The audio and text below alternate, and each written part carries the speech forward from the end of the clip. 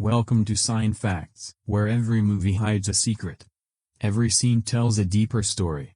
And every frame contains details most viewers never notice, from legendary blockbusters and mind-bending science fiction to dark thrillers, unforgettable horror, and hidden cinematic gems. We explore the facts, theories, Easter eggs, behind-the-scenes secrets, and untold stories that make movies truly unforgettable. This isn't just watching movies, this is discovering what lies beneath them. Subscribe to Sci-Fi Facts and step beyond the screen. The mission, the company, the illegal extraction. In the struggle, Teresa lost her balance and tumbled over the side. She hit the ocean hard, screaming for some engineer to pull her up. Martin looked down at her and did nothing. He simply watched as she sank beneath the surface. Xavier didn't hesitate. He grabbed the rescue rig and threw himself in after her, as if instinct had taken the wheel. Realizing the monster had fully committed to the ship as its target, Ruben made a split-second decision. He took Isabella's hand, and the two of them jumped into the sea, gambling on distance and luck. Right then, the Mosasaurus hammered the vessel again and again, driving it like a battering ram until it crashed into the rocky edge of the island. The hull groaned, split, and began to come apart. The one piece of good news was that they'd been shoved into a shallow stretch where the Mosasaurus couldn't close in without beaching itself. Duncan yelled for everyone to abandon ship. He stayed at the controls, guiding the ruined vessel forward until it scraped fully into the shallows. One by one, they splashed into the water and staggered toward land, shaken, soaked, but alive. Not long after, the Delgado family regrouped. Martin's crew made it too, barely, but the ship was a total loss. No engine, no return trip, no escape route. They were stranded. As the survivors scrambled to drag what supplies they could onto the shore, Nina stayed back for more crates. She didn't see the danger until it was already behind her. A Spinosaurus rose silently from the reeds and struck. Before anyone could raise a weapon, it lunged and swallowed her in front of everyone, leaving the group frozen in horror. Zora, watching the creature move, narrowed her eyes. Something about it looked off. The proportions, the skin texture, the way it carried itself. These weren't normal animals. That's when Martin finally stopped dodging the truth. He admitted the island was the same location where Inen's genetic program had collapsed years earlier. After the incident, the facility had been locked down, but no one had ever cleaned up what was left behind. The monsters still roaming the island weren't survivors of Naturia, they were products. The Mosasaurus they'd encountered, and the amphibious Spinosaurus hunting beside it, were both engineered outcomes of those failed experiments. Then, from deep inside the jungle, a roar tore through the air, low, monstrous, and way too close for comfort. Everyone understood the same thing. Staying on the beach was suicide, but without a ship, leaving the island wasn't an option. Fortunately, Zora had planned for failure. Before the mission, she'd quietly arranged a backup extraction, a separate rescue unit monitoring their frequency. If the team went silent and failed to check in, the rescue crew would come in by helicopter within 24 hours. So now they had a deadline, one day to finish the job and reach the central helipad before help arrived, or before the island decided to erase them. With time bleeding away, the group pushed inland, trekking through thick, ancient-looking wilderness that felt like stepping backward in history. It didn't take long before they found their next objective, the Titanosaurus, the greatest land animal ever to walk the planet. Towering adults loomed over the trees like moving hills, reaching absurd sizes, their footsteps vibrating through the ground. Despite their scale, they were calm, peaceful herbivores, but the team wasn't there to admire them. Zora lined up a shot and fired an automated dart into one of the giants. The animal barely reacted, just a slow, indifferent shift of its massive body. Moments later, the device completed its draw and popped free. Second sample obtained. From higher ground, the view was unreal. Dozens of Titanosaurus filling the valley, necks drifting like cranes as they faded, an awe-inspiring scene that almost made the danger feel distant. Almost. That's when Zora noticed movement far off on a jagged cliff, wing, a silhouette, and a scale that could only belong to their final target, the massive sky predator. Quetzalcoatlus. Elsewhere on the island, the Delgado family had their own nightmare unfolding. For a brief moment, things felt lighter when a small, curious herbivore and Aquilopsa wandered near them. Isabella even laughed, and the tension cracked just a little. Then the air changed. A strange odor drifted in, sharp, sour, wrong. The Aquilops sensed it first. It stiffened, then bolted, as if something invisible had screamed, "Run!" Ahead, they spotted an old, abandoned boat, half hidden near the waterline. If it could float, it might be their ticket off the island. Teresa cautiously entered the shallow river and swam toward it. Climbing onto the deck, she froze as there was a dinosaur carcass sprawled across it, rotting and picked apart. As she stepped closer, a small scavenger dinosaur feeding on the remains lifted its head and noticed her. It hissed a warning, then vanished into the jungle, as if it had just seen something far worse than a human. Teresa was halfway onto the boat when her stomach dropped. Right beside the deck, half hidden in shadow and mud, lay a sleeping Tyrannosaurus. Its ribs rose and fell slowly, each breath sounding like a warning. For a second, no one dared move. On the shore, Reuben waved frantically, mouthing for her to come back immediately. But Teresa swallowed her fear. Step by step, she moved like a ghost, placing each foot down with painful care. The Tyrannosaur didn't stir. She reached the boat, and then she found it, an emergency inflatable raft, still strapped in a storage compartment. Her hand shook as she yanked it free and dragged it out onto the deck. The little Aquilops returned, curious again, but Isabella hissed for it to stay back, tossing food away from the raft to bait it into wandering off and keeping quiet. Teresa hit the pump switch. The raft inflated too fast, loud and sudden in the quiet stillness. The rubber walls expanded with a sharp hiss. Teresa glanced back. The Tyrannosaur was gone. A wave of panic ripped through the group until they spotted it nearby at the riverbank,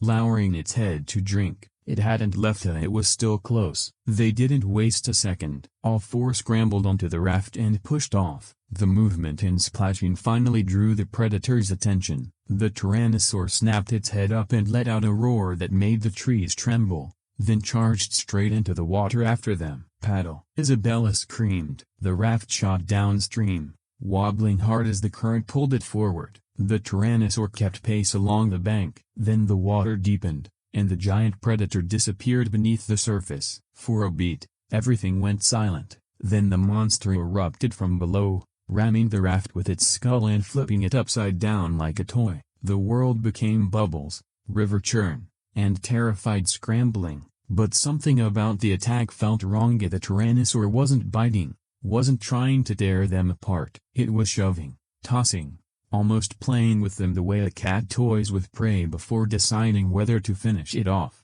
They fought through the chaos and surfaced, coughing and gasping, only to realize Isabella was missing. They heard faint thumping under the overturned raft as it drifted dangerously close to the Tyrannosaur again. The animal opened its jaws and clamped down. Reuben screamed, sure his daughter was gone, but the current carried something past them. Isabella, alive, floating on her back, half conscious but still breathing. The Tyrannosaur followed her for a short distance, watching, then eventually lost interest and turned away. A moment later, the river gave up something else, the inflatable raft, surfacing again downstream, as if the island itself refused to let it stay buried. On the opposite side of Island Oblara East Los Santos, Zora's team reached a towering cliff wall, jagged and wind-carved. They clipped into harnesses, checked knots, and began descending one at a time. This final phase wasn't about drawing blood in a direct fight with their airborne target. The plan was to collect genetic material from the eggs of the Quetzalcoatlus, an apex sky predator so dangerous that confronting an adult head-on would be suicide. Its nest sat impossibly high, built into the cliff line where only rope access was feasible. As they searched for a safe approach, Duncan noticed something unnatural under the grass. Stonework, a partially buried structure, an ancient ruin that didn't belong in this jungle. A weathered temple, and beneath it, a path leading toward the nesting area. It quickly became clear the creature had claimed the ruins as part of its territory. Inside, scattered across the stone floor, lay more than a dozen unhatched eggs, a massive, pale, and intact. Henry carefully prepared his syringe equipment and began extracting from one egg with precision, keeping the membrane undamaged. Then a piercing shriek sliced through the air. The adult had returned. The Quetzalcoatl swooped in and landed with a force that shook dust from the ceiling. The moment it saw the intruders, it snapped into a rage, its beak swinging like a blade as it lunged forward with terrifying speed. Everyone froze. In a scramble to retreat, Henry fumbled and dropped the sample container. It clattered across the stone floor and stopped near a carved altar. Henry and Cleric were pinned in place, barely breathing. Outside, Cleric tried to distract the creature, hurling a tool toward the far side of the ruin. The sound drew its attention, but it didn't calm it down. It made things worse. The Quetzalcoatl shrieked again and surged out of the temple, wings beating like thunder. Cleric bolted, shouting for Duncan, who began hauling him upward via rope. But mid-flight, the creature snagged the rope with its claws. The line jerked violently. Henry was ripped from the doorway and dragged into open air. By sheer luck, the sample had slid to a spot beside him and remained unbroken. Cleric wasn't as fortunate. The Quetzalcoatl folded its wings and dove. In one brutal snap, it caught Cleric in its beak, banked once in the air, and swallowed him whole before anyone could react. Now it turned toward Duncan and Martin. Martin clutched the sample case and ran, but the Quetzalcoatl blocked the path, hunting them like prey. At the last second, they dove into a narrow tunnel they'd found earlier, barely escaping as the creature's beak slammed into the stone behind them. Below, Henry scrambled to the altar, snatched the drop sample, and looked up only to see the rope fibers above him unraveling. The line snapped. He fell. A thick layer of giant leaves broke part of the drop, and he crashed hard into a pond, bruised and shaken, but alive. Not long after, the remaining members regrouped on the ground. All 3 DNA objectives were finally secured. Now the mission changed. Locate the Delgado family, reach the helipad, and get off East Los Santos before the island finished what it started. Around the same time, the Delgado family reached the island's central zone, an area once used for cross-species testing, now reduced to broken concrete, rusted frames, and swallowed corridors. Elsewhere, Duncan's group also arrived near the central helipad. Zora spotted a trail of footprints leading toward it, fresh enough to matter. By nightfall, both groups finally stumbled into each other in the heart of the island. The moment Teresa saw Martin, her restraint snapped. She stormed forward and accused him in front of everyone, describing how he'd blocked her from calling for help and watched her fall into the ocean without lifting a hand. Arguments erupted. Then the ground vibrated. A deep mechanical rumble rolled through the valley.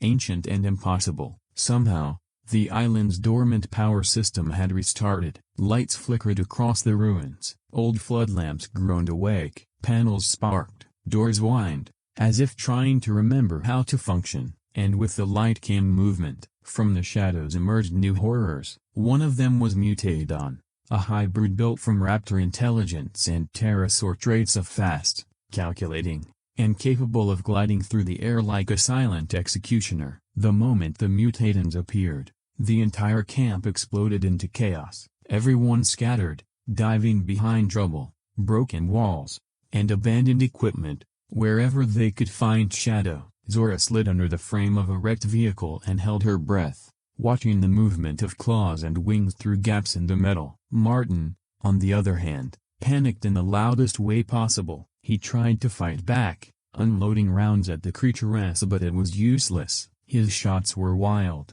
unfocused, and desperate. Nothing that could actually stop a predator built for speed. One Mutadon sprang forward, snatched Martin up, and flung him across the concrete like he weighed nothing. Strangely, it didn't finish him off. It tossed him aside like a message, "This isn't the real punishment yet." Nearby, the Delgado family sprinted into an abandoned supermarket. Rows of toppled shelves and stale packaging everywhere, as if the island had frozen mid-collapse. For a brief second, they thought they'd lost whatever was hunting them. Then something moved above. A Mutadon crawled out from a ceiling vent, claws scraping metal as it lowered itself into the aisles. The family reacted instantly, dropping flat and sliding under a row of shelves before it could spot them. Reuben scanned the floor in desperation and noticed a sewer access grate. As the creature crept between the aisles, sniffing and clicking softly, the family quietly lifted the grate and slipped into the darkness below,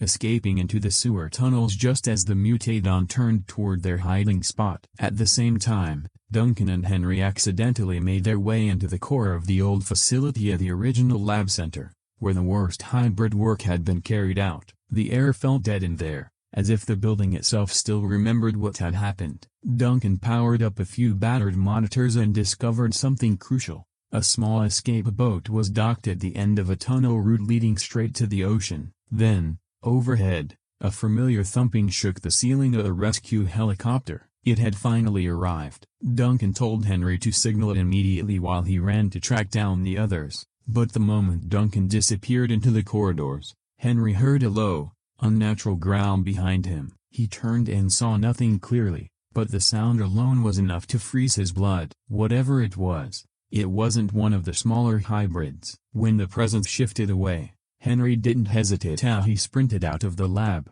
scrambling toward open ground to mark their position. Outside, Martin was already unraveling. He wasn't listening to Zora anymore, wasn't coordinating, wasn't thinking. He jumped into a jeep and floored it, choosing selfish survival over any plan. The Mutadons didn't bother following the jeep as they'd already picked up something better, the scent trail drifting up from the tunnels. One of them ripped a manhole cover open and dropped into the sewer like it was diving into home territory. Zora saw it happen and immediately followed, weapon raised, refusing to let the family die underground. Up in the sky, the helicopter circled, searching, hesitating. It couldn't stay long if it didn't confirm survivors.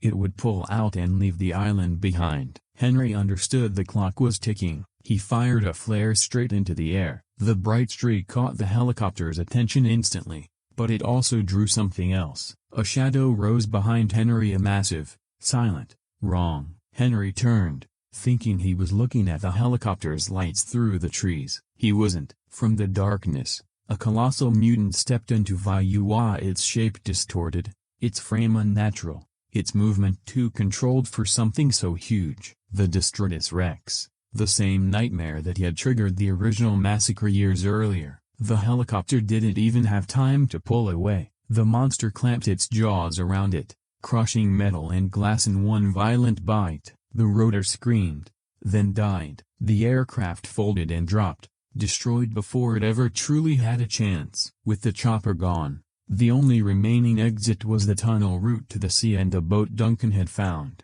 Deep in the sewer system, Zora caught up to the Delgado Familia, and right behind them, the Mutadon followed, slipping through the tunnel bends like a trained assassin. This time, Zora didn't miss. She fired controlled bursts, every shot placed with purpose. The hybrid stumbled, twitched, and finally collapsed, motionless in the shallow water. There was no time to celebrate. They ran toward the ocean exit and found a heavy steel gate blocking the way. Worse, more Mutadons were closing in from behind, their clicking cries echoing through the tunnel like warning sirens. Then came a small voice no one expected, Isabella's. She spotted a narrow gap near the gate frame, barely enough space. Before anyone could stop her, she squeezed through and sprinted toward the control console on the other side. Zora shouted for her to come back. Too late. Isabella reached for the switch, and the Destritus Rex appeared behind her, silent as a shadow.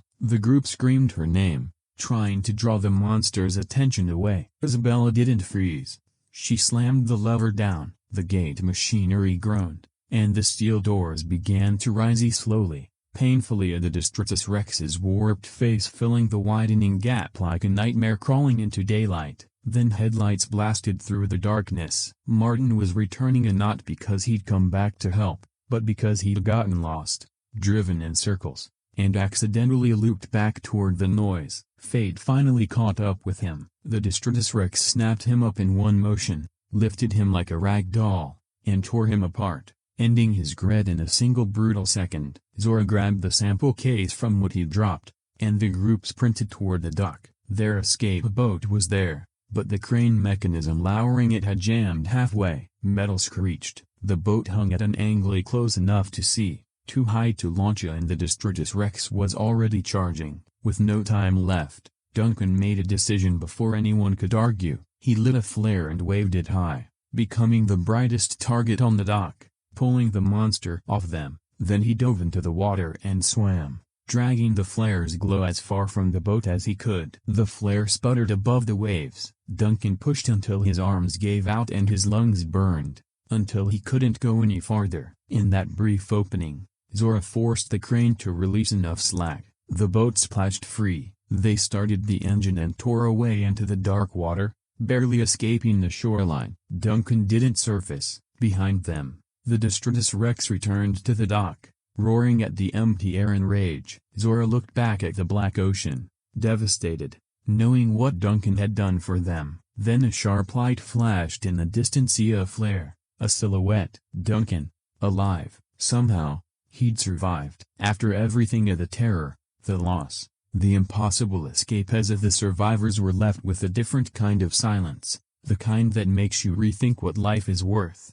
And in the end, Zora made the choice Martin never would. Instead of letting corporate greed lock the DNA away, she decided to release the samples publicly, hoping the science would be used to help people rather than enrich a single company. Analysis. You know that feeling? The moment you hear that familiar Jurassic theme swell, and for just a second, you're 8 years old again, staring at a screen, convinced dinosaurs might actually be real. But then the music fades, and what you're left with is a question. Why are we still here? Not on the island, not in the franchise, but in this story. Because Jurassic World Rebirth doesn't just want to thrill you, it wants to justify its own existence. This isn't just another sequel. It's not simply bigger dinosaurs, louder roars, or more expensive destruction. Rebirth arrives with something to prove to fans, to critics, and to a franchise that's been wrestling with its own legacy for over 3 decades. Tonight,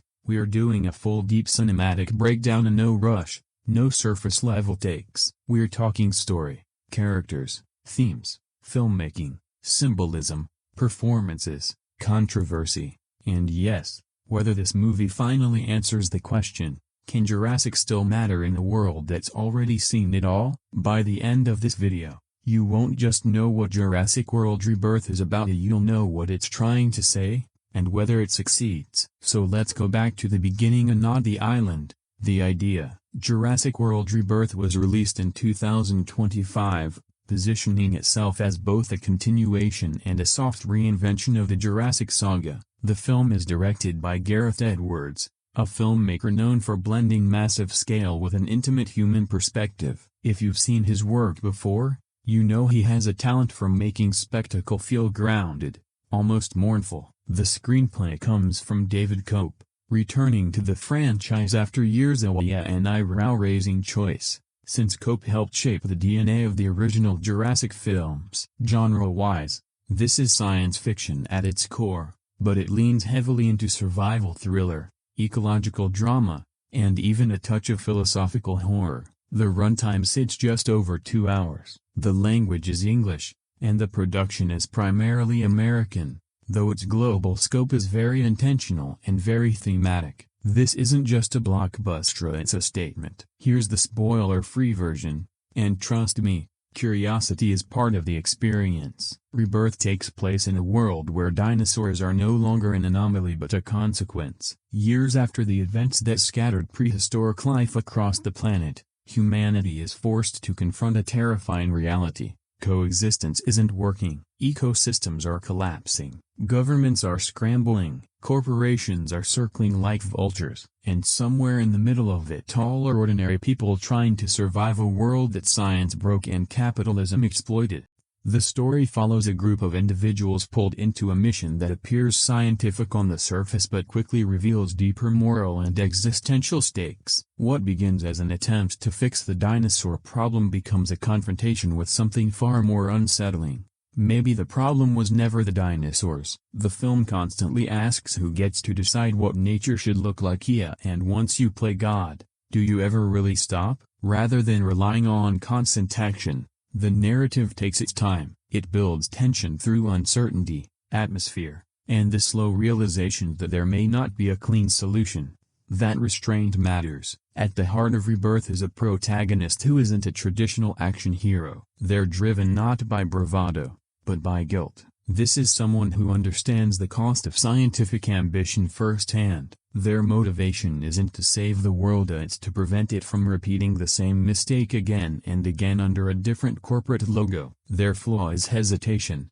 doubt, the fear that doing nothing might actually be worse than doing the wrong thing. The antagonist, meanwhile, is chilling because they're not a monster. They're not screaming or twirling a mustache, they're calm, polished, rational. They believe the dinosaurs are a resource, a problem that can be optimized, monetized, and controlled. Their ideology is simple: if nature won't obey, it must be redesigned. Supporting characters fill out the moral spectrum of believers, skeptics, survivors, opportunists, each representing a different human response to catastrophe, fear, denial, control, or acceptance. And the relationships are tense and fragile, often built on shared trauma rather than trust. This isn't a team that gels easily, and that friction is the point. This is where Rebirth really earns its title. The central theme isn't dinosaurs, it's human arrogance. The film repeatedly mirrors past mistakes visually,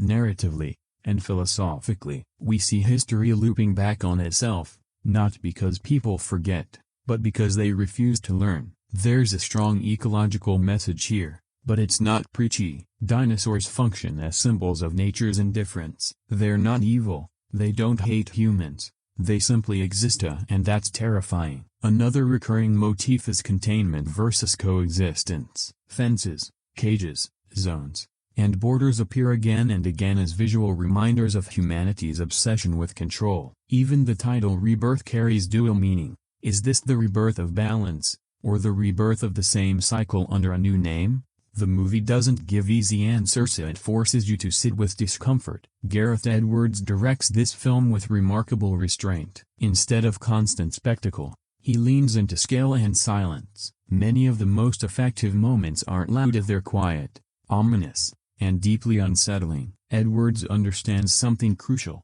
dinosaurs are scariest when you don't fully see them. The pacing is deliberate, almost patient. Some viewers may find it slow, but that slowness allows tension to breed. It makes the action hit harder when it finally arrives. Compared to his previous work, Rebirth feels more introspective, less bombastic, more reflective. It's blockbuster filmmaking with an art house soul. Visually, this film is stunning in a grounded way. The camera often sits at human eye level, making the dinosaurs feel impossibly large and indifferent. Wide shots emphasize isolation, tight frames trap characters in their own fear. The color palette shifts depending on theme: cold blues and grays for control and technology, warmer natural tones for moments of fragile harmony. The visual effects are intentionally understated. Practical effects are blended seamlessly with CGI, giving weight and texture to the creatures. This isn't visual noisy, it's visual storytelling. Sound plays a massive role here. The score respects the iconic Jurassic themes but doesn't rely on them. Instead, it introduces subtle, almost mournful variations that reflect the film's more somber tone. Silence is used brilliantly, as the absence of sound often signals danger more effectively than a musical cue ever could. When the dinosaurs roar, it's not triumphant, it's terrifying, it's mournful, like the sound of a world out of balance. The performances across the board are grounded and believable. The lead actor delivers a restrained, emotionally layered performance, never overplaying the drama, never undercutting the stakes. Supporting cast members bring texture and realism, especially in moments of ethical conflict. Conversations feel messy, unresolved, human. The chemistry isn't flashy, but it's authentic. These feel like people thrown together by circumstance, not destiny. And that makes all the difference. The editing favors long takes and measured transitions. There's no frantic cutting for the sake of energy. The rhythm serves the mood,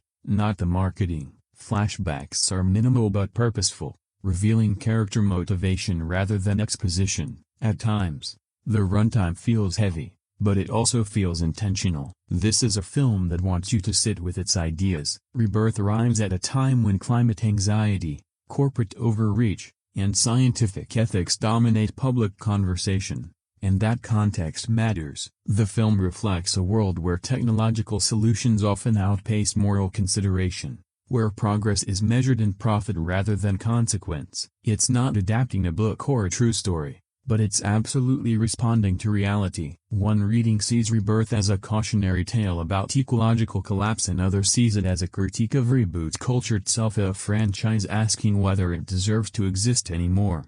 There are visual Easter eggs echoing the original Jurassic Park, but they're often twisted or reframed, suggesting that nostalgia without growth is dangerous. The ending, intentionally ambiguous, forces the audience to decide whether hope lies in control or surrender, and that debate is the point. Critically, the film sparked division. Some praised its maturity and restraint, others criticized it for not being fun enough. Audience reactions mirrored that split. Longtime fans appreciated the thoughtful direction, while casual viewers expected more spectacle. Awards attention focused more on technical achievements than mainstream wins, but its real impact may be long-term. This is a film people will argue about, and that's a legacy in itself. Its greatest strength is its confidence. It knows what it wants to say and doesn't compromise. The atmosphere, themes, and direction elevate it above standard franchise fare. Its weakness is pacing and expectation. If you want non-stop dinosaur chaos,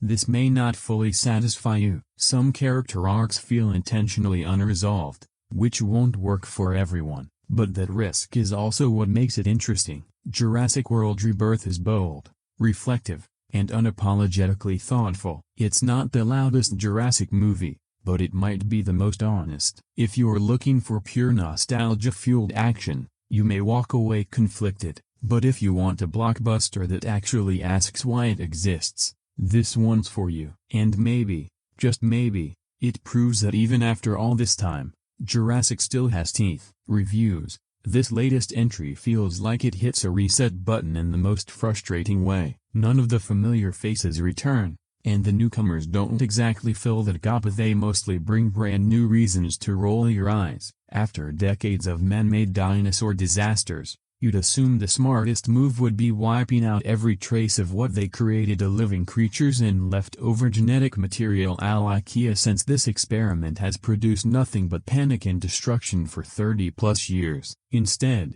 the movie tells us the dinosaurs have been relocated into habitats where they can supposedly live on their own. That might sound logical until the film tosses in an oddball detail like a massive brachiosaurus hanging out under the Brooklyn Bridge, creating a traffic nightmare and irritating Scarlett Johansson's character to no end. It's the kind of moment that feels designed to be a trailer shot more than something that makes sense in the story. The opening sequence goes hard, though in a grim way. One scientist watches helplessly as another meets a terrifying end, trapped behind a vault door while a T-Rex investigates like a hungry bloodhound. It's tense, ugly, and honestly one of the more effective scenes in the whole film. From there, we're dropped into the now standard mission structure. A team of scientists led by Johansson heads into tropical territory to collect dinosaur DNA, supposedly to help humanity develop cures for disease. She's joined by Jonathan Bailey and Mahershala Ali,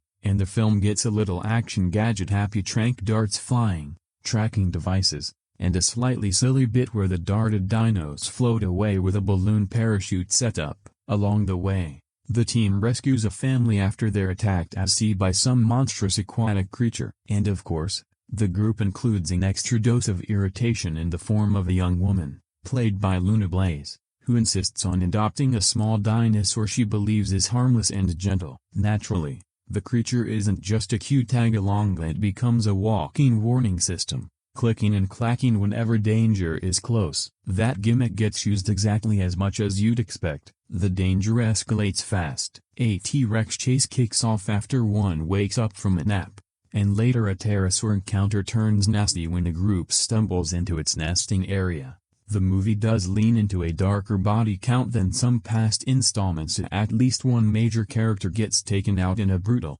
unflinching way, including a moment where someone is basically fed to a flying predator, and you watch the result in a way the film clearly wants you to remember. Oddly enough, the most genuinely affecting scenes aren't the attacks, they're the quieter moments. A Titanosaurus herd shows up, and for a little while the movie feels almost peaceful. These giants are calm, almost gentle, and there's even a sense of connection among them. Those sequences actually hint at what the franchise could be when it slows down and leans into awe instead of constant chaos. Visually, it's undeniably big-screen entertainment. There's a Spielberg-style polish to how certain scenes are staged. It looks cinematic even when it's being ridiculous. The effects team clearly worked hard. The dinosaurs are detailed and weighty, and a lot of the creature work is convincing. That said, the what's real and what's digital question is becoming more distracting than impressive these days. Some environments look gorgeous, but others have that glossy,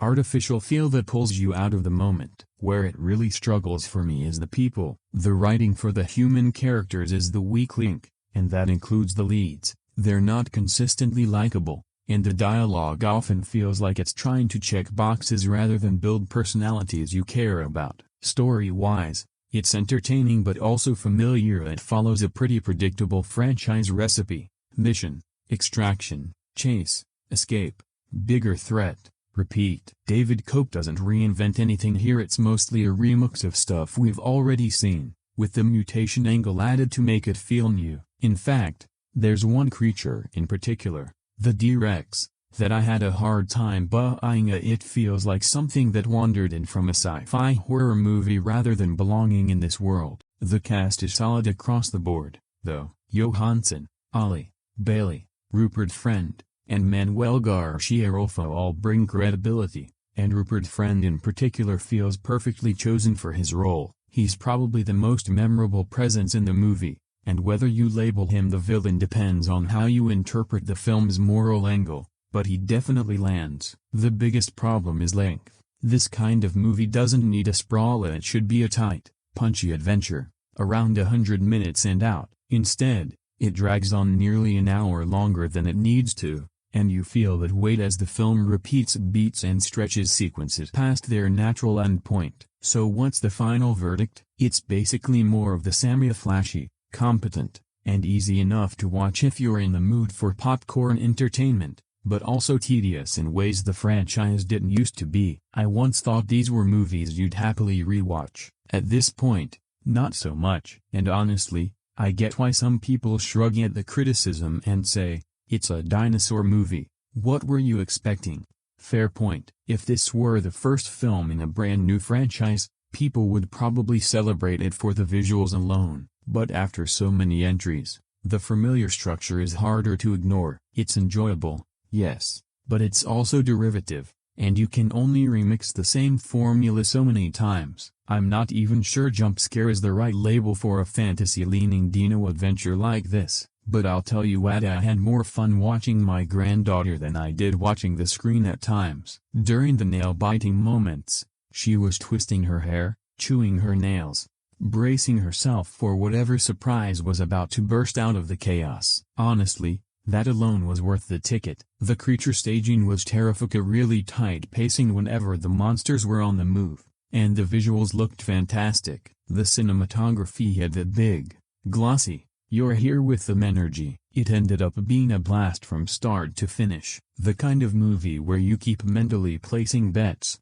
who's surviving, who's not, and who's about to get the closest call. Is it familiar in structure? Absolutely. But it's the good kind of familiar, like a roller coaster you know is going to drop, yet you still grip the bar anyway. There's plenty of adrenaline, frantic escapes, and near misses that push you right to the edge of your seat. One detail I genuinely liked: the dinosaur name dropping didn't feel completely recycled. Sure, we've heard about the Mosasaurus and Titanosaurus in earlier entries, but this was the first time I remember hearing Quetzalcoatlus mentioned in the series. I even looked it up afterward. It turns out those are real prehistoric animals, just not the ones that dominated the old dinosaur books I grew up with. So hey, points for sending a dino kid, even an older one, down a fun rabbit hole. If the franchise can keep turning out movies with this level of craft and momentum, I'd be shocked if it slows down anytime soon. And yes, I'll happily show up for the next one. Dinosaur kid at heart, always. Now, putting it in the wider series context, the original Jurassic Park is still the gold standard. Jurassic World gave the brand a much-needed jolt of energy again. Dominion, even with beloved faces returning, just didn't land for me. It felt messy and wasted its potential. So expectations for this standalone style sequel were basically, please just get the thrill back, with Gareth Edwards at the helm. Monsters, Godzilla, Rogue One. The hope was a sharper, more intense ride, and for the most part, it delivers that return to form feeling. Story setup, rewritten plot rundown.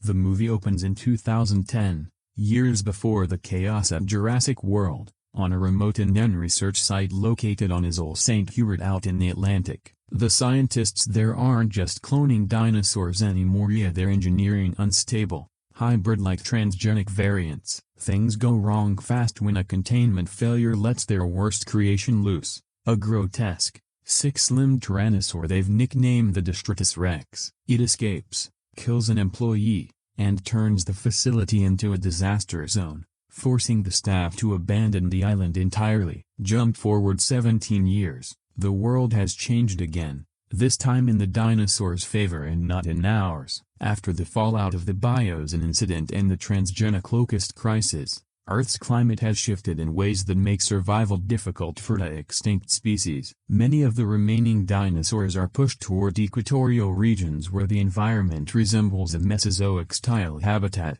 Those zones are effectively off-limits for travel. A handful of massive herbivores still wander near populated areas, causing public panic and constant disruption. Enter Zora Bennett, Scarlett Johansson, a former military covert operator who gets pulled into a highly sensitive mission by Martin Krebs. Rupert Friend, a big player at pharmaceutical firm Parker Genetics. The assignment is framed as a potential medical breakthrough: retrieve genetic material from the 3 largest surviving prehistoric species with the hope it can be used to develop a heart disease treatment. Zora is paired with paleontologist Dr. Henry Loomis, Jonathan Bailey, who's brought in to help track and identify targets. To assemble the rest of the team, they head to Suriname, where Zora reconnects with her longtime friend Duncan Kincaid, Mahershala Ali. Duncan helps put together a hardened crew: boat captain L.A. copyright A. B.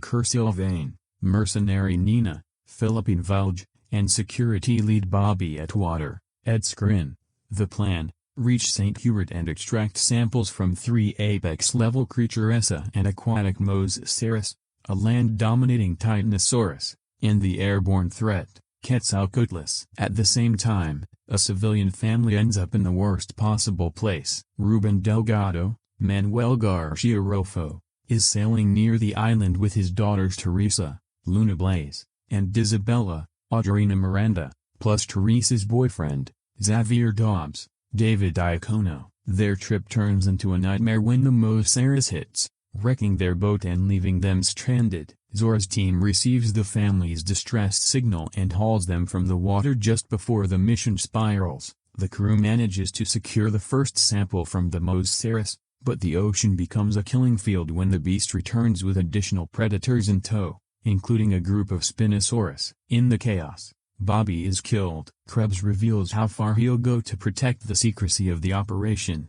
even endangering Teresa to keep the radio silent as she's knocked into the water, and he refuses to help her, forcing Xavier and the Delgados to jump in after her. The rescue effort splits the survivors into separate groups. With the ship compromised, Duncan is forced to ground it, while Nina is killed during the escape. Zora tells whoever's left that she's arranged for a helicopter to sweep the island in 24 hours, but until then, they're on their own. Elsewhere on the island, the Delgados push inland, following industrial pipelines in the hope they lead to abandoned infrastructure. Along the way, they run into multiple species, including a small aqualops, which Isabella quickly bonds with and names Dolores. They eventually locate a structure with emergency gear and find an inflatable raft. But danger doesn't let up as they witness a Dilophosaurus feeding on a carcass, and soon after, they're chased into a river escape that turns into pure panic when a T-Rex joins the hunt.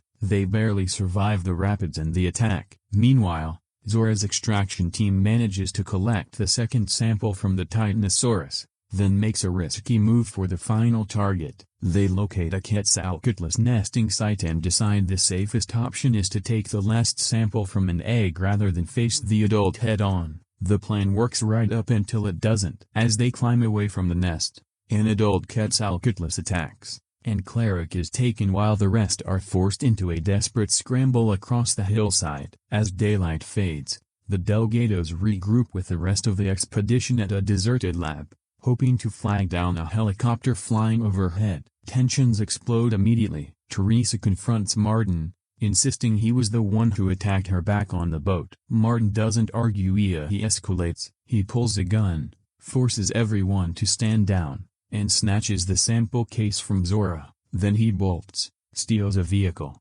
and speeds off, desperate to reach the helipad on his own, leaving the others to fend for themselves. They don't get a moment to breathe, because the island has other plans. A pack of twisted dino nightmares, a raptor and pterosaur crossbreeds the group dubs mutate, and it descends on them. The survivors retreat into a subterranean tunnel system, basically trading one kind of danger for another. Above ground, the rescue helicopter finally appears when Henry fires off a flare, but hope lasts about 2 seconds and the aircraft is swatted out of the sky by the Destritus Rex, turning the rescue attempt into a flaming disaster. Martin doesn't get far either. The Destritus Rex catches up to him, and he's gone quickly and brutally, while the others keep pushing through the tunnels. When they finally emerge, they find a locked gate separating them from a dock and a boat that could be their ticket out. Isabella, being the smallest, squeezes through a gap to reach the latch from the other side and unlocks the gate. The group piles onto the boat and makes a run for it as the Destritus Rex closes in again. Duncan stays behind long enough to draw it away with another Flaria, an old-school distraction move that actually works. Zora, Henry, Ruben, Teresa, Xavier, and Isabella escape, and Duncan, against the odds, survives too, helped by the chaos of an explosion that buys him just enough time. The final note swings back to the why of the mission. Zora still has the locked case of recovered samples. In a rare moment of decency for a movie full of greedy motives, Henry and Zora agree that the resulting heart disease medication won't be locked behind patents, meaning the cure won't be treated like a luxury item. The supporting cast gets a quick spotlight too. Adam Lockley as Williams, Nia Findley as Dondo, Lucas as the helicopter pilot, Johnny Lavelle as the co-pilot, and Bill Smith as the co-pilot. Small roles, but they help fill out the world. As for the performances, Johansson sells the hardened mercenary energy really well. Mahershala Ali works smoothly as the reliable second-in-command type. Rupert Friend does fine as the inevitable snake-in-the-grass villain,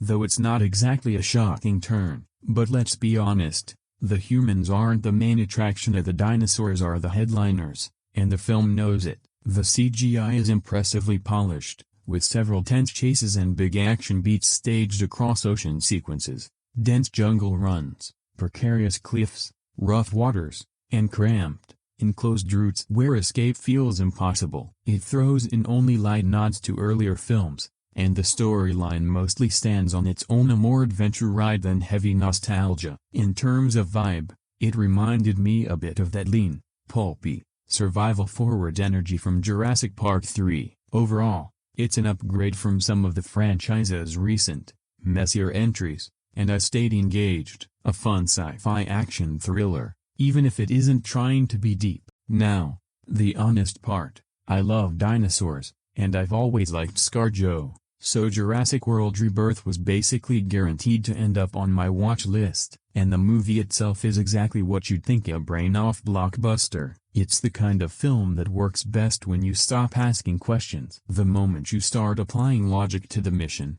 the decisions, the conveniently timed escapes, you'll start poking holes in it, and the illusion collapses. The opening takes its time introducing a bunch of characters with sad backstories, but it doesn't give enough context to make you truly care. It wants emotional weight without earning it. But once the story hits the island, the film stops pretending it's character-driven and goes full dinosaur mode. Director Gareth Edwards leans hard into momentum and spectacle, basically delivering the carnivore chaos the audience came for. The structure is familiar. The thinly sketched characters get picked off first. The obvious survivors scrape through. The dinos snap and lunge constantly but somehow keep missing by inches. Still, the effects work is excellent, and a couple of the deaths are nastier than I expected, in a way that actually feels like the franchise remembering it used to have bite. The downside is that the action beats, while solid,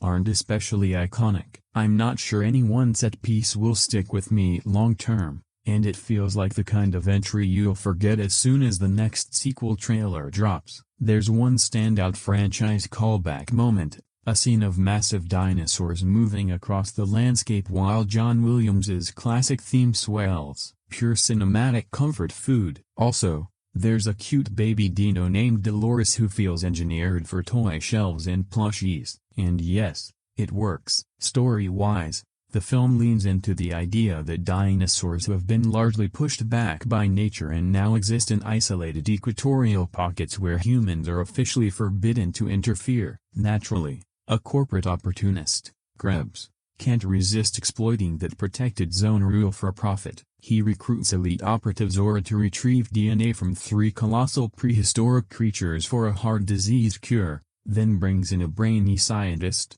Loomis, because the tough guys clearly need someone who can actually identify what they're looking at, with Kincaid as the local fixer, and the team heads into hostile waters. It's a classic mission goes wrong setup. Meanwhile, the film also follows a sailing family drifting from Bermuda toward Cape Town, blissfully unaware they're traveling through waters where do not enter signs might as well be dinner bells. In the end, Rebirth is entertaining in the moment, slick, loud, and easy to watch, just not particularly fresh. It delivers dinosaurs, danger, and big budget polish, but it doesn't offer much the franchise hasn't already served before. If you want to turn your brain off dino thriller with strong CGI and a few genuinely tense moments, it does the job. If you're hoping for something bold or unforgettable, this probably isn't it. What I can do instead is write a new, original movie review that keeps the same overall theme and opinions I expressed, without being a line-by-line paraphrase of the text pasted above. Here's a fresh review in that spirit. This latest Jurassic outing finally landed on Peacock, so we threw it on for a relaxed Sunday night watch. And while it's perfectly watchable as a big, glossy creature feature, it's also hard to ignore the nagging sense that the franchise is now running on familiar fuel rather than real inspiration. The setup is classic. A corporate operator with dollar signs in their eyes pushes an expedition into a dangerous no-go zone near the equator, where dinosaurs have essentially been corralled by climate and circumstance into the last places they can survive. The mission is dressed up with a for the greater good medical angle, something about harvesting genetic material from the biggest prehistoric heavyweights of sea, land, and air to help develop a breakthrough heart disease treatment. It's a tidy excuse to get people into the worst possible place with the most teeth, which is basically the series' love language at this point. Along the way, the crew runs into a family that's having a truly terrible vacation. A dad, a young daughter, an older daughter with peak teen attitude, and the older daughter's famously unhelpful boyfriend, Xavier. Their boat trip goes sideways in spectacular fashion after an encounter with a very large, very angry marine monster, leaving them stranded and waiting for rescue. Xavier naturally manages to keep the on-holiday vibe alive even while the rest of the group is processing the fact that they're now part of the food chain. From there, the film splits into 2 lanes that don't really elevate each other. On one side, the family scrambles to survive and find shelter in an abandoned facility, a safe route, anything that isn't lined with claws and fangs. The film plays like something that will fit very comfortably into holiday TV rotation once the theatrical run is a memory. A big, loud, easy to follow, and not especially sticky in the mind once it ends. And I have to say, if the story's miracle medicine never materializes, someone should at least commercialize the real miracle. Jonathan Bailey's glasses. Through saltwater, sprinting, chaos, impacts, and general apocalypse conditions, those things stay perfectly aligned, as if they're anchored to his face with aerospace engineering. Bottom line, not a disaster, not a triumph, more of a serviceable franchise entry. It's a solid 2-hour couch watch, especially if it's already included with your subscription, but it doesn't have the spark, character texture, or edge-of-your-seat magic that made the best Jurassic movies feel like events. If you want a ready-made summer crowd pleaser, the recipe is simple. dinosaurs, corporate arrogance, and a famous star who can carry an action scene like it's nothing. Add Scarlett Johansson as a hardened, no-nonsense hired gun, and from a studio's perspective, you can practically hear the cash registers warming up. The trouble is that a big-budget package can't hide a flimsy foundation forever, and Jurassic World Rebirth, 2025, feels like it's running on brand recognition more than genuine inspiration. I caught it in theaters with my daughter,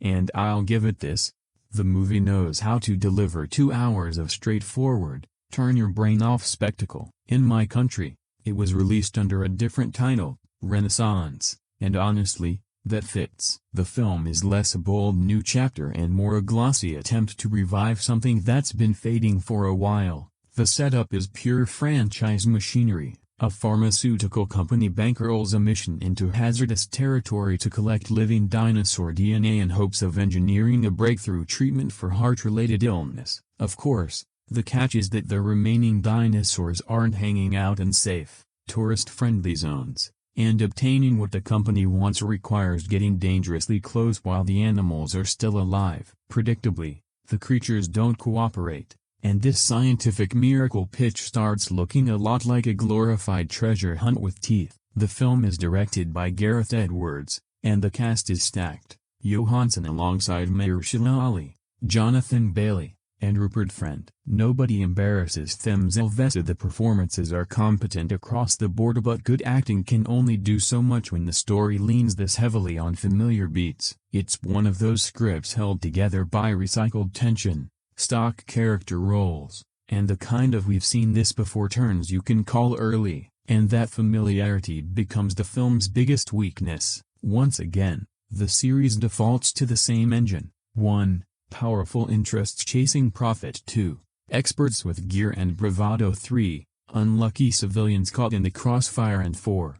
Dinosaurs doing what dinosaurs do. Swap a few species, throw in a new team, sprinkle in modern gloss, and you've basically got the same ride with a different paint job. It doesn't help that the movie's survival logic feels selective. You can watch trained professionals drop like dominoes while the more heartwarming characters somehow dodge disaster again and again, even when the set pieces scream that they shouldn't. It's less suspenseful when you can sense the plot armor from a mile away. Still, Rebirth isn't completely devoid of highlights, especially in 3D. A few sequences stand out as genuine theatrical moments: an early chase on the water, a vertical climbing set piece that squeezes some real tension out of the environment, and one tight, enclosed sequence that plays like a classic suspense beat with modern polish. Edwards clearly understands scale and movement, and when the movie commits to pure spectacle, it works. Where it stumbles hard is in the creative choices that are supposed to make it feel new. The idea of mutant dinosaurs, for example, comes off less like an exciting evolution and more like a desperate attempt to raise the stakes with a gimmick. And by the time the film rolls out its big final creature moment, the payoff lands with a thud, more groan than gasp. Even the familiar someone tries to run off with a priceless sample subplot feels especially tired here, because it's not even presented with a fresh twist. It's the same old greed-fueled betrayal, just going through the motions. So where does that leave the franchise? Honestly, I walked out wondering if this series is still capable of surprising anyone who's been along for the ride since the earlier films. The original run had a natural arc, and the later reboots prove there's still money in the name. But money isn't the same as magic. Rebirth didn't bring back the wonder for me. If anything, it reinforced the disconnect I already felt after the most recent entries. In the end, I can't call it a total waste. My family and I still had a fun, noisy night at the movies, but as a story, it's shallow and overly familiar. For me, it's a 5 out of 10. A slick theme park ride that's watchable in the moment, then forgettable the second you leave the theater. If you're hoping for a true revival of what made Jurassic feel special, you might want to sit this one out. Altogether, even with its wildly over-the-top setup, this newest Jurassic entry still manages to feel lively without losing the theme park popcorn movie spirit that's basically baked into the franchise. Before diving into it, I went back and rewatched the earlier films. Honestly, I put them all in the same general tier as solid, fun, and roughly a 7 out of 10 across the board. When one movie's story stumbles, it usually makes up for it somewhere else: stronger performances, smoother effects, a better set piece, you name it. That pattern continues here. The acting is noticeably stronger, the visuals look great, and the production has that polished big summer event shine. But the narrative, once again, is powered by people making questionable choices, as if they're competing for a worst decision under pressure award. And the central conflict is familiar. It's the same push-pull we've seen again and again. The people arguing for the dinosaurs' well-being versus the people who see dollar signs in teeth and claws. That moral tug-of-war is part of the series' DNA, sure, but after so many installments, it started to feel like the movie is hitting the same button and expecting a new sound. I had fun, absolutely. It's a perfect snacks in hand, brain on low power kind of watch, but there's a point where repetition catches up, and for me, the franchise is brushing right up against that line. It's also hard not to feel the weight of history. More than 3 decades have passed since John Hammond promised he'd spare no expense, and chaos theory warnings echoed as jeeps toured through rain-soaked jungle roads. That original 1993 film didn't just entertain, it reshaped blockbuster filmmaking. Now director Gareth Edwards steps in to deliver the 7th film in the long-running saga, with a screenplay by David Cope, who returns after helping adapt the earliest chapters of the series. The movie kicks off with a flashback to an INN facility from about 15 years earlier,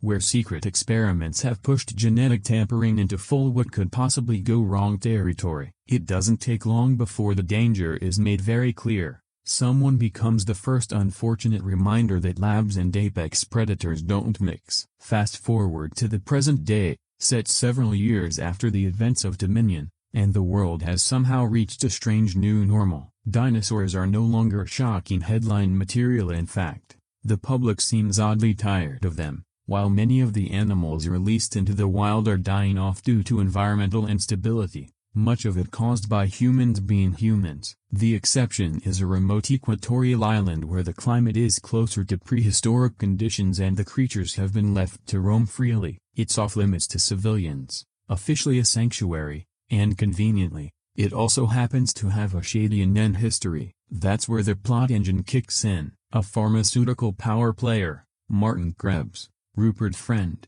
rolls out an expedition to gather DNA samples from the biggest heavyweights across 3 domains: land, sea, and air. The catch is a huge one. The material has to be taken from living animals, not fossils or leftovers. The promise is that the DNA could unlock major medical breakthroughs, but the mission is drenched in the usual mix of ambition, greed, and corporate spin. To get the job done, Krebs recruits Zora Bennett, Scarlett Johansson, a battle-ready contractor brought in for high-risk protection and rapid response. He also brings along Dr. Henry Loomis, Jonathan Bailey, a paleontologist with direct academic ties to the old-school legacy of the franchise. Zora rounds out the team with her own picks, including Duncan Kincaid, Mahershala Ali, a seasoned captain with the kind of calm you only get from surviving too many bad days at sea. Meanwhile, the film introduces a separate group, a family sailing the same waters. Ruben,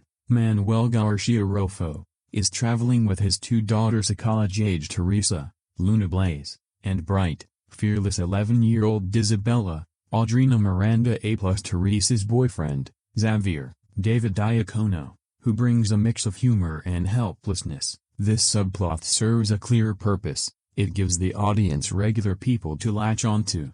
And it provides the franchise's required ingredient of kids and danger without forcing the main mission crew into that role. Once the inevitable oceanside dino encounter happens, the groups collide, chaos escalates, and the movie begins doing what these films always do: splitting characters apart, putting them on separate survival tracks, and gradually thinning the roster as the island turns into a giant living obstacle course. The good news is the movie understands why people show up. The island looks incredible, and the dinosaur action is frequent enough that there's rarely a long lull between major moments. The creatures are the headline, and the film treats them that way. Big reveals, tense stalking scenes, sudden ambushes, and a steady rhythm of "you are not safe here." One standout sequence involves a T-Rex encounter near a river that plays like a greatest hits chase scene with a fun nod to the franchise's literary roots. And yes, this is still a Jurassic movie,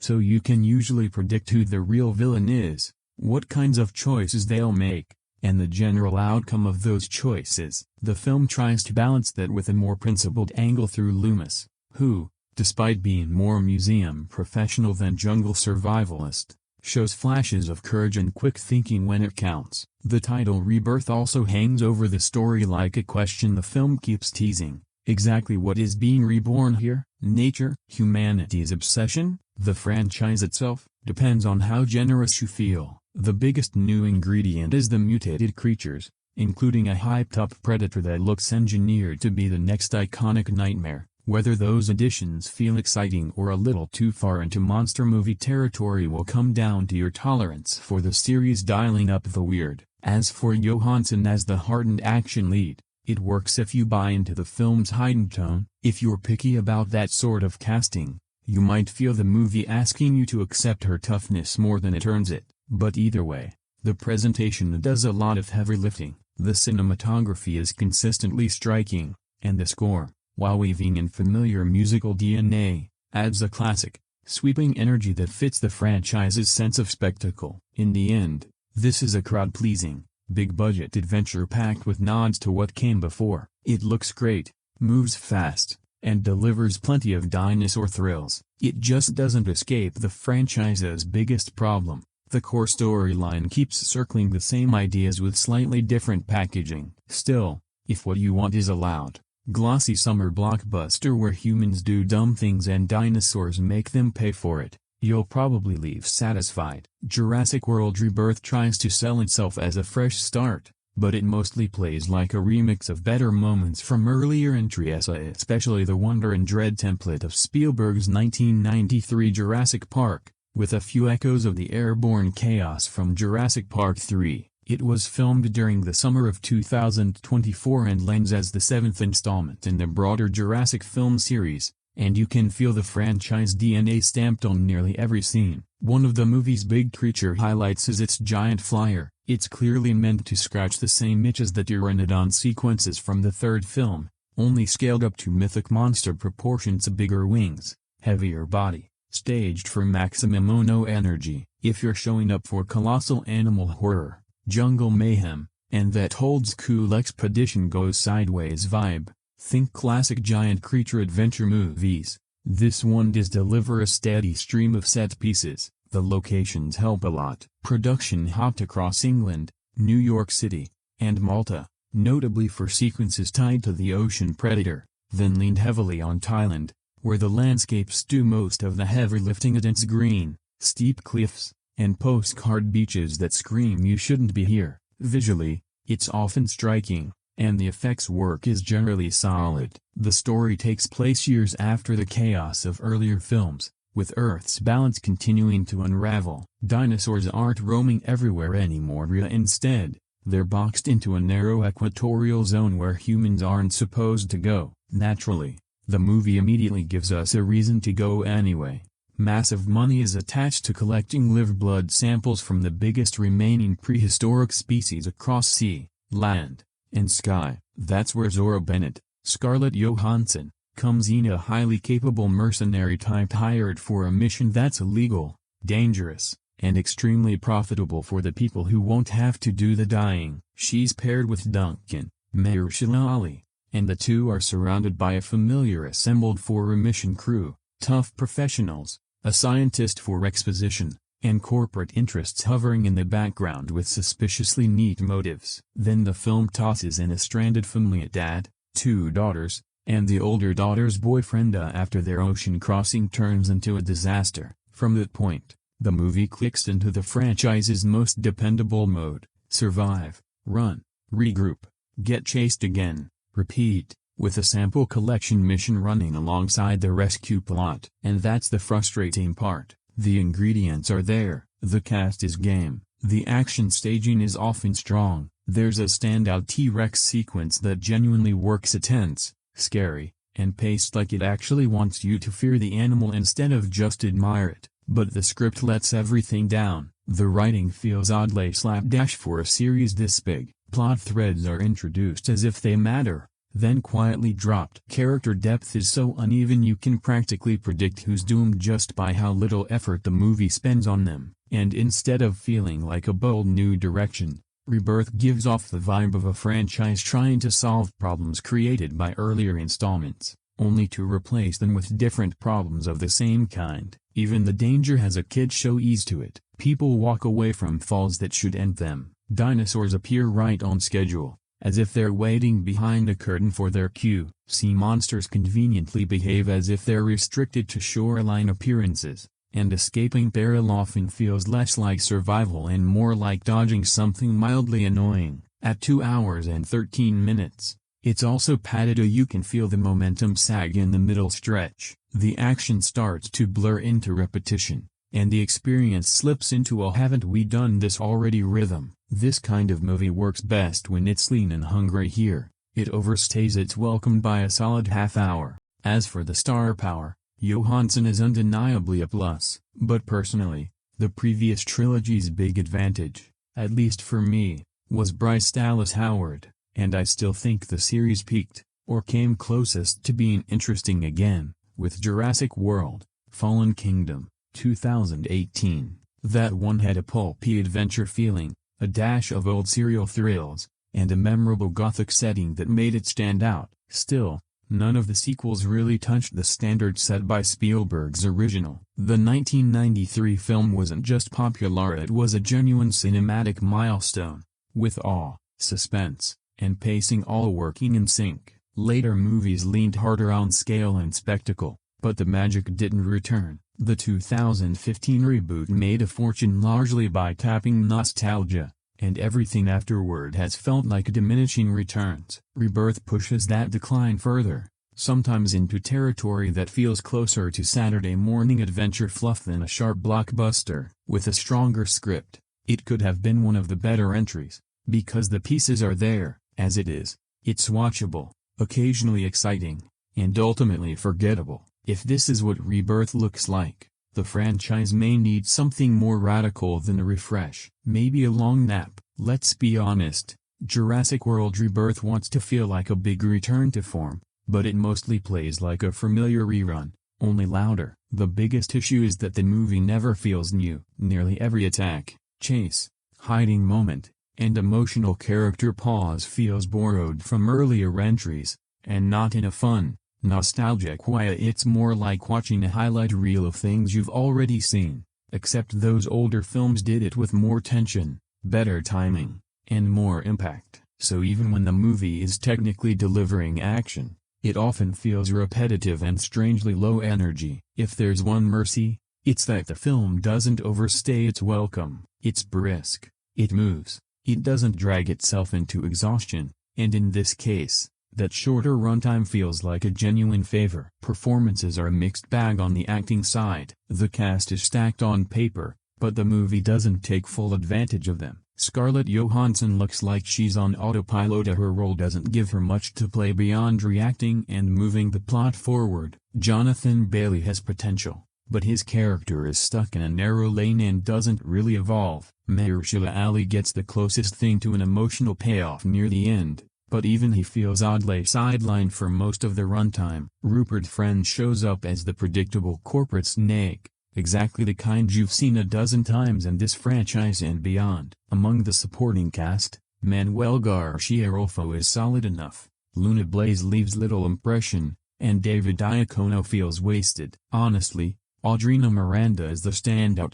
especially when she's paired with her surprisingly charming baby dinosaur companion, which is one of the few parts of the movie with actual personality. The spectacle isn't spectacular. A Jurassic film should own visuals and sound if that's part of the deal, but Rebirth under-delivers here too. The dinosaurs often look oddly standard, like variations of creatures we've already seen, rendered with slightly different skins. The effects feel reused, and there's no creature reveal that really lands as iconic. The biggest disappointment might be the ocean creatures, because the concept is great, but the execution never matches the potential. In fact, it's hard not to think about how one sequence in Avatar, The Way of Water delivered more awe and scale with ocean threats than this movie manages across its entire runtime. Even the sound work feels recycled to the same familiar roars, the same growls, the same audio cues that no longer hit. Direction and story are safe to a fault. The editing is one of the film's strengths. It keeps the pace tight and prevents the movie from feeling bloated. But pace alone can't create wonder, and that's where the direction falls short. There's no real suspense, no jaw-dropping set piece, no moment that makes you stop and think. Yep, that's why this franchise exists. A Jurassic movie needs at least one scene that becomes instantly memorable, and Rebirth doesn't have it. Worse, it leans too heavily on referencing the original Jurassic Park, to the point where it starts making you wish you were watching that instead. You can feel it constantly nudging the audience. Here, remember this.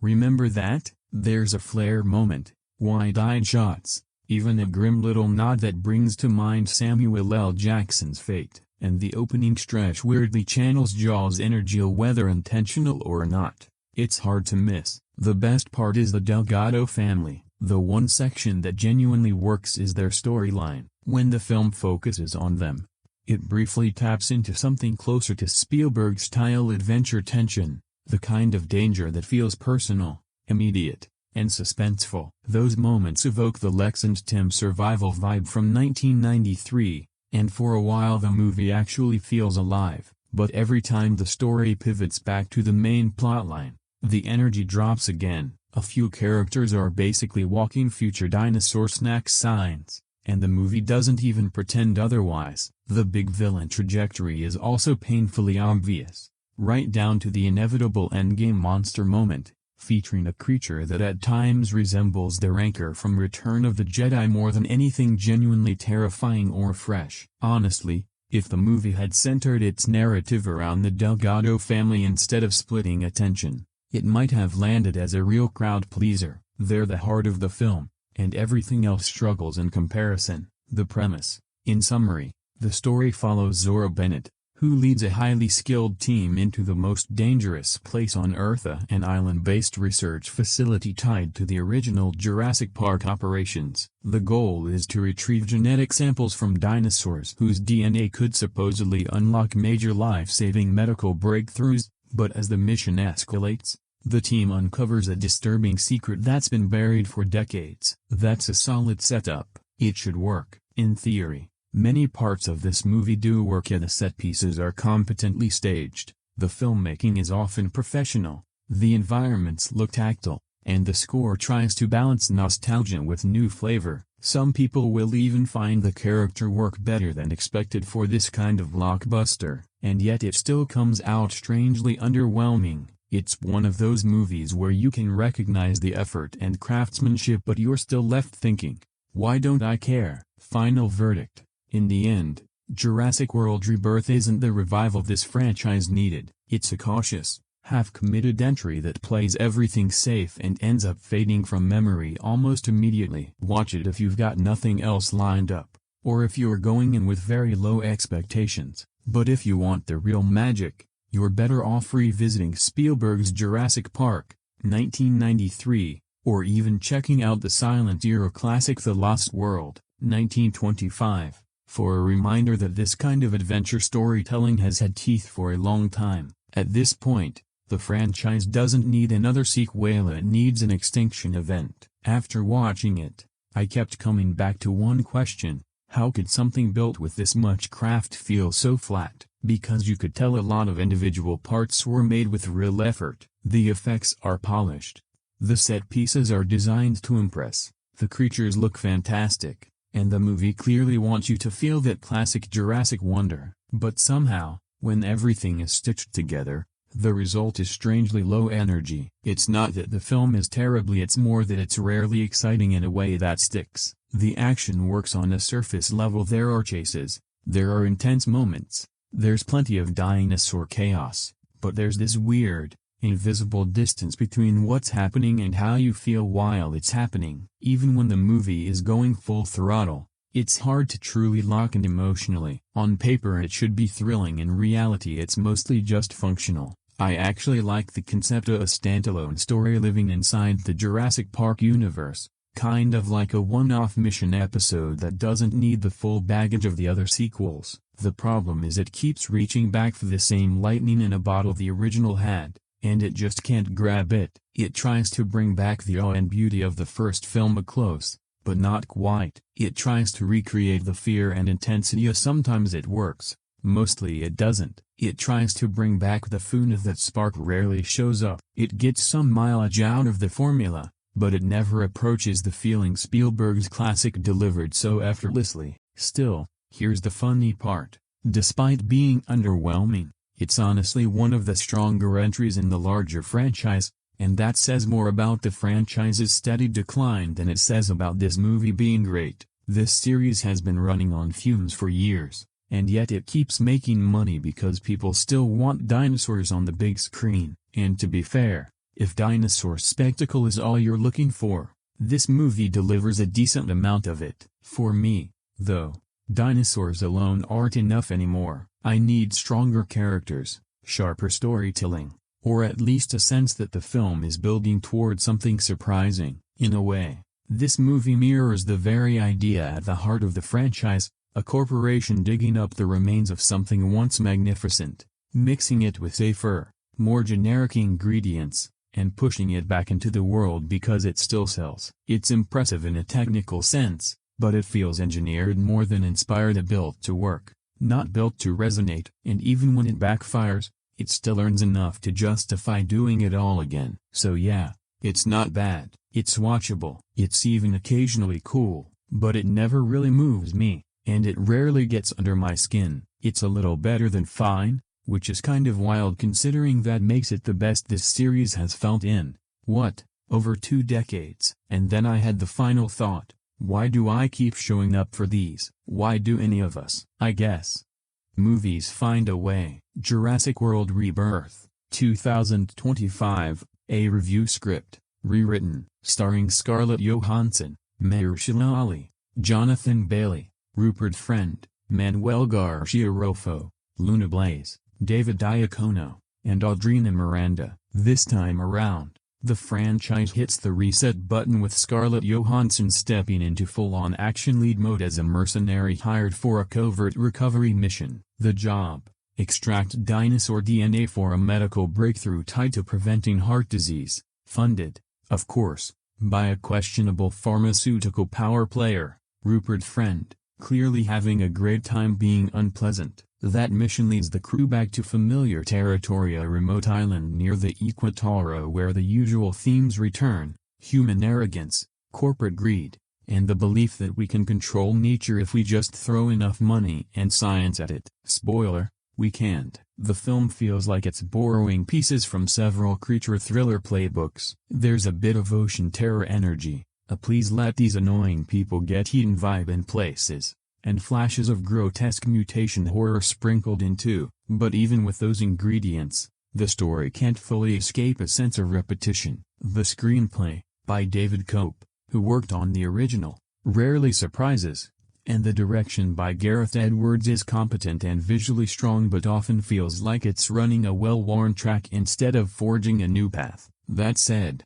I went in with mixed expectations, and I actually ended up enjoying it more than I thought I would. What works? The positives. The smartest move the movie makes is simplifying the formula. It leans back into the adventure with dinosaurs core rather than burying everything under convoluted side plots. There's no heavy spy thriller overload here, just a group of people on a dangerous mission trying to grab samples and survive long enough to leave. The cast is another big plus: Johansson, Ali, Bailey, Friend, Garcia Rofo, and the rest feel like the kind of ensemble the older films used. Characters you get to hang with long enough to understand and at least somewhat care about before the situation escalates. That extra breathing room helps. Visually, the dinosaurs are excellent, the CGI is top tier, and the creature work looks consistently strong.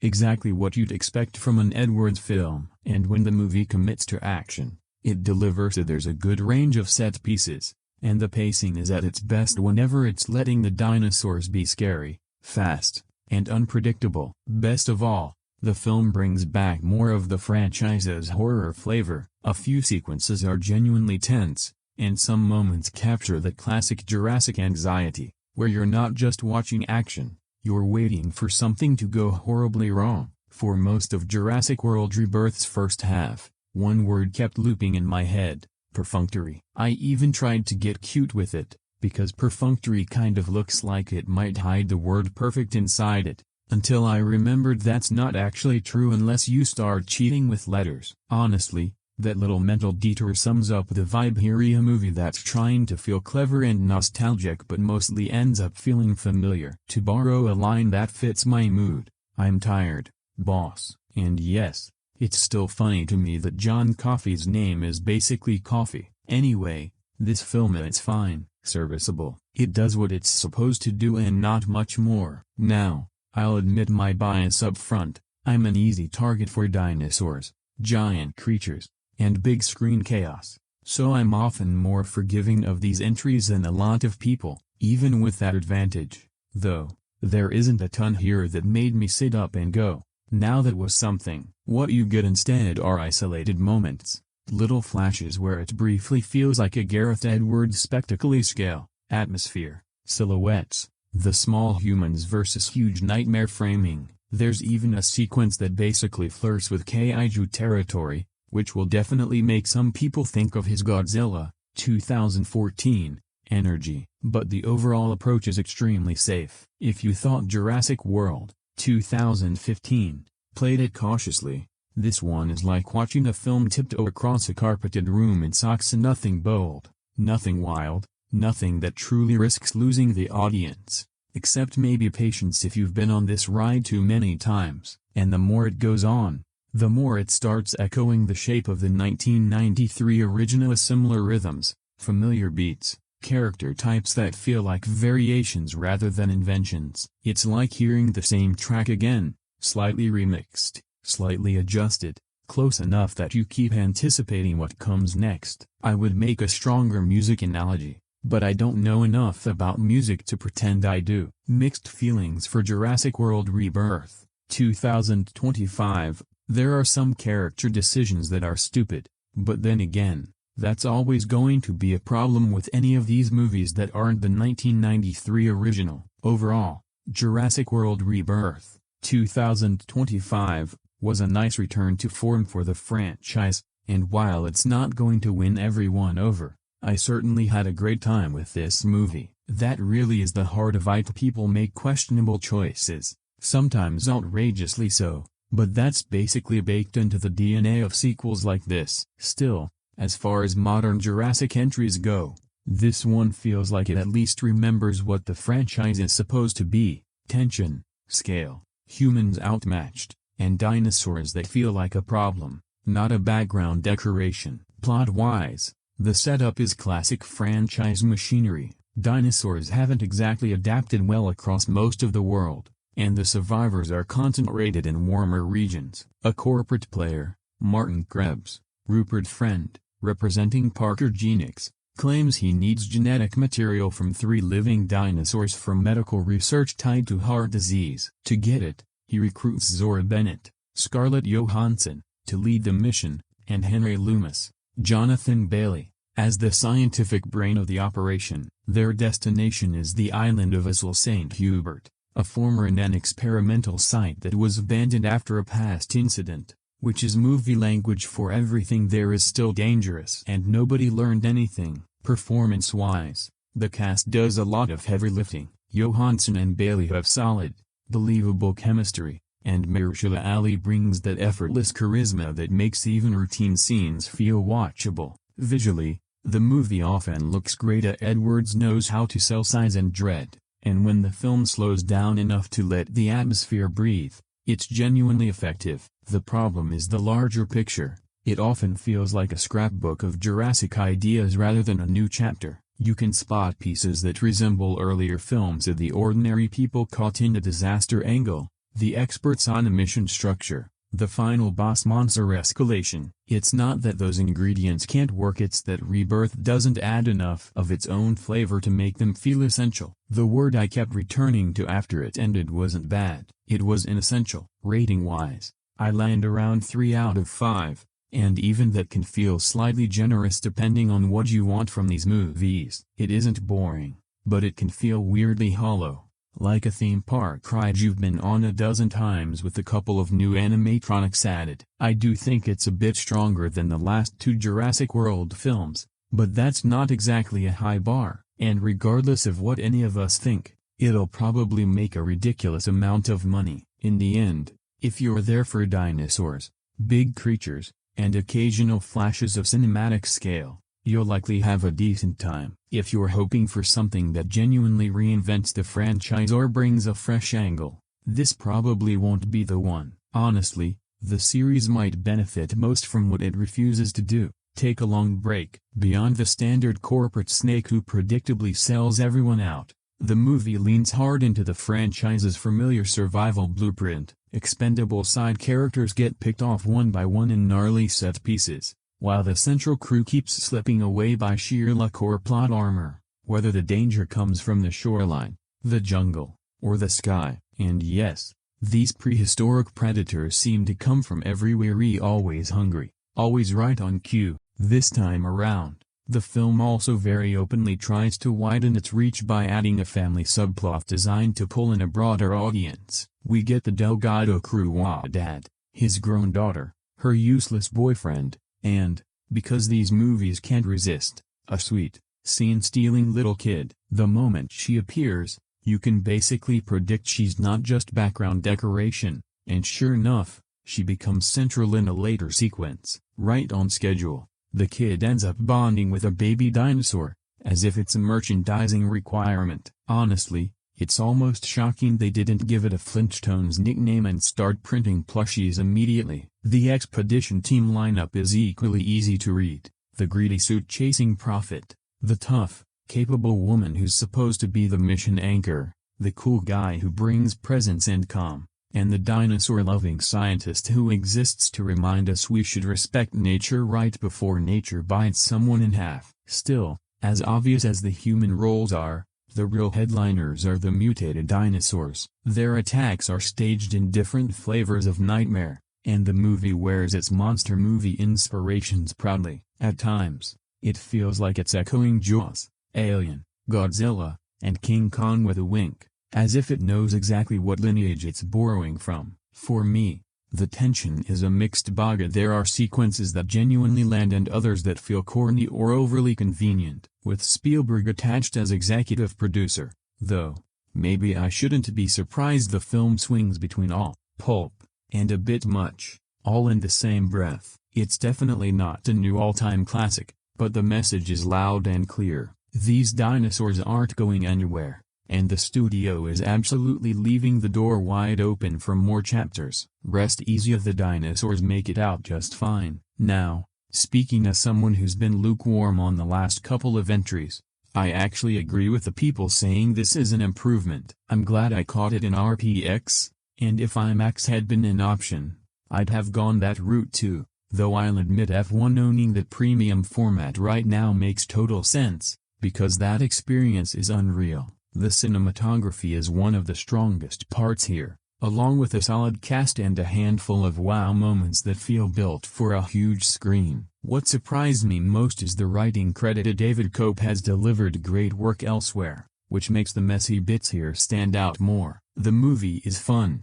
honestly, and I don't think it deserves quite the level of hate it's been getting, but I also get why some people are dunking on it. There are clunky patches that are easy targets. Scarlett Johansson's character, Zora Bennett, is a good example. She's likable, but her security operative vibe doesn't always feel fully convincing. I've seen her feel more natural in other kinds of roles, so sometimes her tough guy moments come off a little forced. And the villain of the film basically telegraphs him instantly. There's no real mystery there. Even with those issues, I'd still say Jurassic World Rebirth is the best of the modern sequels for me, though that's partly because the bar wasn't exactly high. Nothing touches Jurassic Park, 1993, which is still the only entry that truly nails storytelling, character work, and that sense of grounded wonder. The new movie even acknowledges the meta-reality.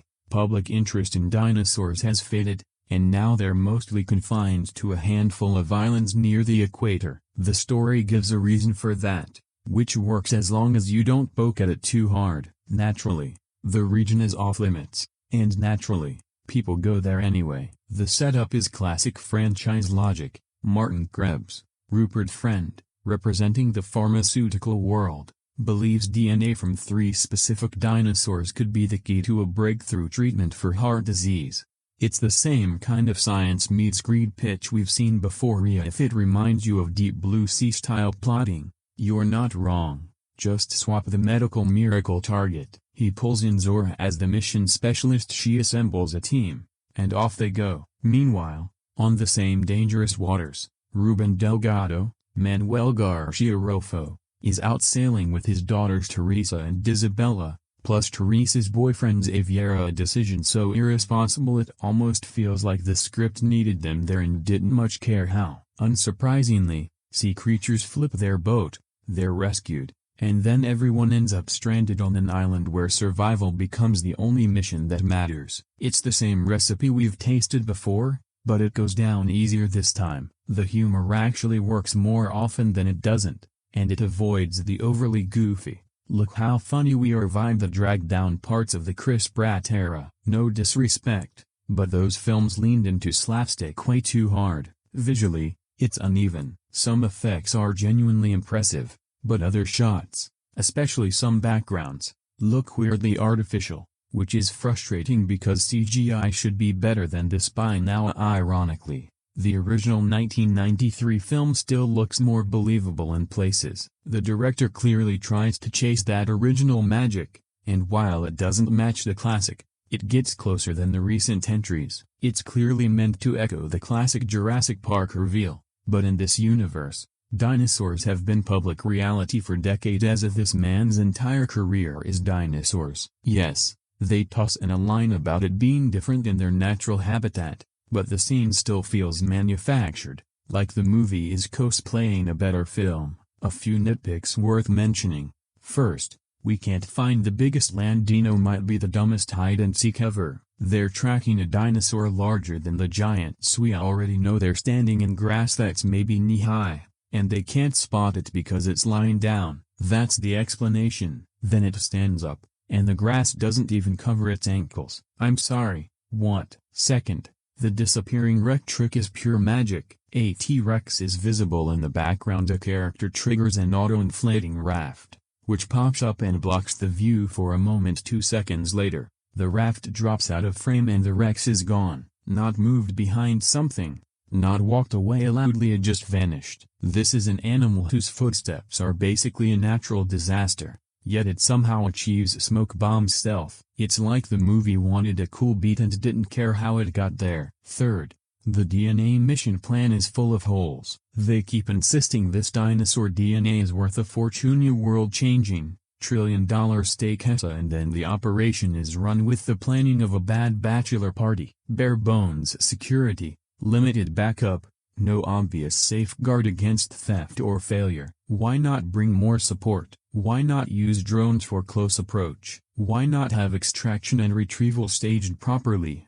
like a real high-value operation? The movie waves its hands and says trust us, but the whole setup is so flimsy it becomes distracting. Fourth, the egg extraction is presented as safe, but the visuals contradict it. For the flying dino sample, the scientist opts to pull fluid from an egg to avoid risk. My first thought was, so now you're fine with endangering a baby dinosaur? Then the script rushes in with a justification. It won't harm the embryo. Okay, sure, I'll grant that in theory, but then they show the amount extracted, and it's a massive portion of the egg, an absurd amount. You're telling me the embryo is fine after losing that much internal volume? Be serious. The scene tries to have it both ways, a ethical choice and dramatic visual, and they don't reconcile. And those are just the big ones I remember offhand. There are plenty of smaller logic hiccups stacked around them. If you enjoy nitpicking movies, you're going to eat well. The frustrating part is that the premise is already a guaranteed crowd pleaser: dinosaurs plus danger plus survival. How do you fumble something this simple when the baseline is that easy? If I'm trying to be generous, I can see why some people might call this one of the better entries in the later era franchise. The effects are slick, and there are stretches where the action lands. The pacing is weird up top. Too much time spent on the sea stuff before the film finally gets to the island survival beats, where it becomes more watchable. Scarlett Johansson does what she can with the material. She plays the lead tough guy advisor like she knows she's in a disposable summer blockbuster and is saving her real energy for a script that deserves it. The supporting cast is serviceable, with the boat captain having more personality than most. Visually, it's a strong-looking film, and one smaller dino in particular is genuinely impressive in a way the bigger set pieces weirdly aren't. So yeah, as loud, glossy action entertainment, it'll work for families with low expectations, though it's definitely on the violent side for the youngest kids. But if you want smart plotting, characters you care about, or tension that comes from anything other than people making obviously bad choices, Survival is a long shot. After a punchy opening that delivers the kind of dinosaur chaos we all came for, the movie introduces its main wildcard, a tough, glamorous extraction team leader played by Scarlett Johansson. She's immediately positioned as the film's anchor, and honestly, she's the closest thing the story has to a truly engaging presence. Do I buy a megacorporation sending someone who looks like she stepped out of a fashion campaign to lead a monster hunting mission? Not completely. I'd expect a grizzled, big game specialist built like a tank, but Johansson sells it well enough that I stopped arguing with the casting choice and rolled with it. From there, Rebirth heads into familiar franchise territory, a high-risk expedition near the equator, dinosaurs that refuse to cooperate, and a lineup of characters that feel like they were assembled from a studio checklist of heroes, villains, a cool professional, a slimy corporate suit, and a family that gets pulled into the madness. One of the newcomers, Henry Loomis, is exactly the kind of spaced out guy you'd expect in a blockbuster like these. Confused at first,